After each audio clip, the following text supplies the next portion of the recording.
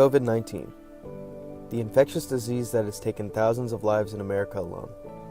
Some people may not understand the magnitude of this pandemic and how it's taken. I don't 100% blame them. It's hard to see things that doesn't 100% affect you. Today I will have Alex Solis bring some perspective. Alec has lost not one, but 3 family members due to COVID-19. This is his story. Alec has always been mindful of diseases such as Ebola and the swine flu during their respective time. COVID-19, however, was different. Like Ebola and like swine flu, all those things should be taken very seriously, like COVID.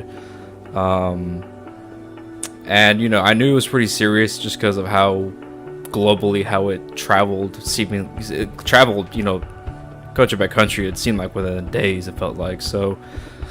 I knew it was pretty serious, and it obviously is still a serious issue that's going on right now. It hasn't gone away, but yeah, it's a very serious thing.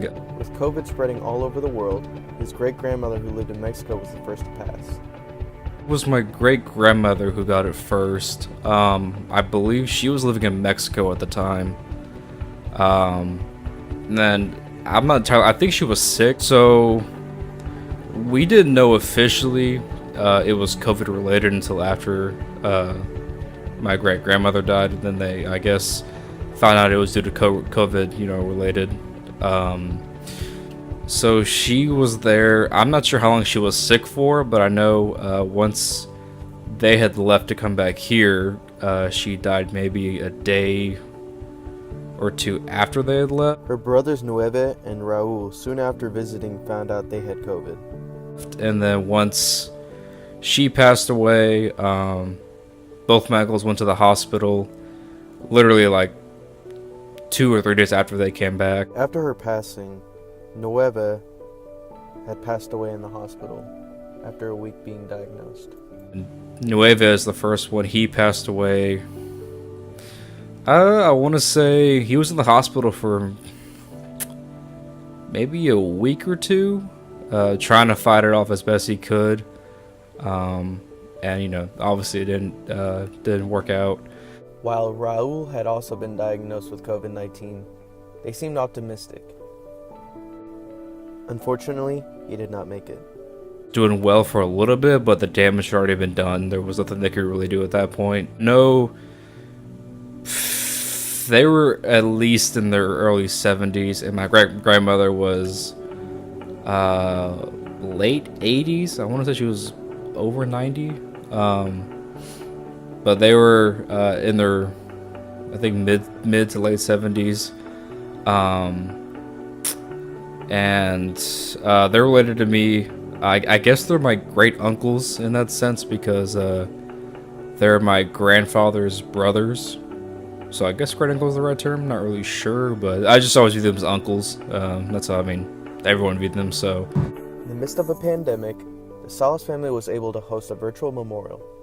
However, not being able to see his family, Alec never got to feel the shared emotions. If you're watching it online and streaming it, it's kind of, I personally don't feel like I get that kind of closure. I'd rather be there in person, but obviously in these times it's hard to do that.